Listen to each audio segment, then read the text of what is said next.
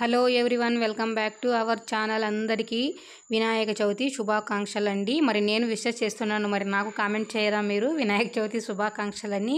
Okay అండి, నేను పండుగ అయితే ఎలా చేసుకున్నాను అనే దాన్ని చూపిస్తున్నానండి. శక్తి కొద్ది భక్తి అంటారు కదా, అలా మన స్తోమత కొద్దీ మనము పండుగ అయితే చేసుకుంటాం అన్నమాట.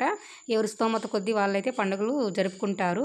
మేమైతే ఇంట్లో ఈ విధంగా అయితే వినాయకుని తెచ్చుకున్నాము. వినాయకుని తెచ్చుకుని ఇంకా పూజా విధానం ఎలా చేస్తున్నాను అనే దాన్ని ఈరోజు వీడియోలో అయితే పెడుతున్నానండి, చూసేయండి. నేనైతే ముందుగా అయితే అండి వినాయకుడిని తెచ్చిన తర్వాత అయితే వినాయకుడిని బాగా ఒక క్లాత్ తీసి తుడిచేసిన తర్వాత ఇంకా బొట్టు అయితే పెట్టేసుకుంటున్నాను. పసుపు కుంకుమ పెట్టిన తర్వాత పూలు మనకి ఎన్ని రకాలుగా మనము వినాయకుడికి వేయగలిగితే అన్ని వేసుకోవచ్చు అండి. నేనైతే ఈ విధంగా ఫస్ట్ అయితే ఇలా రోజా పువ్వులతో స్టార్ట్ చేశాను. తర్వాత మల్లె పువ్వులు, మళ్ళీ వినాయకుడికి చాలా ఇష్టమైనది జిల్లేడు పువ్వులండి. దీన్ని ఇలా తీసి కుట్టడము నేను మార్నింగ్ దీన్ని ఫ్రెష్గా అంటే ముందు రోజు తెచ్చిపెట్టుకున్న తర్వాత మరుసటి రోజు అయితే కుట్టానండి, హారంలాగా కుట్టాను. మనం ఎన్ని రకాల పువ్వులు పెట్టినా జిల్లేడు పువ్వులు అనేది చాలా చాలా ప్రధానమైనది. తర్వాత ఇంకా తులసి దళం అండి, తులసిని బాగా హారంలాగా కుట్టుకొని ఈ విధంగా అయితే నేను రెడీ చేస్తున్నాను. మళ్ళీ తర్వాత దేవుడికి ఇష్టమైనవన్నీ అండి, ఇంకా గరిక కొసువు అవన్నీ ఉంటాయి కదండి. గరిక మనము ఏ పత్రం లేకున్నా సరే అండి, గరిక ఒకటి ఉంటే చాలన్నమాట. మనకు తగినన్ని మనకి ఎన్ని దొరుకుతుందో అన్ని పెట్టుకుంటాం కదా. అలా నేనైతే చూడండి ఈ విధంగా పూజ చేస్తున్నప్పుడు మా పిల్లలు నాకు హెల్ప్ చేశారు. నేను ముందుగా రెడీ చేసి బయట అన్ని పెట్టేశాను. వాళ్ళు నాకు ఒక్కొక్కటి తీసుకొని వచ్చి ఈ విధంగా అయితే ఇస్తున్నారు. పూజా విధానం అనేది నేను ఎలా చేశాను అనే దాన్ని ఈ వీడియోలో పూర్తిగా చూడండి. ప్లీజ్ ఎవరు స్కిప్ చేయకండి. ఈ వీడియో ఎలా ఉందో నాకు తప్పకుండా మీరు కామెంట్ ఇస్తారని అనుకుంటున్నాను ఫ్రెండ్స్.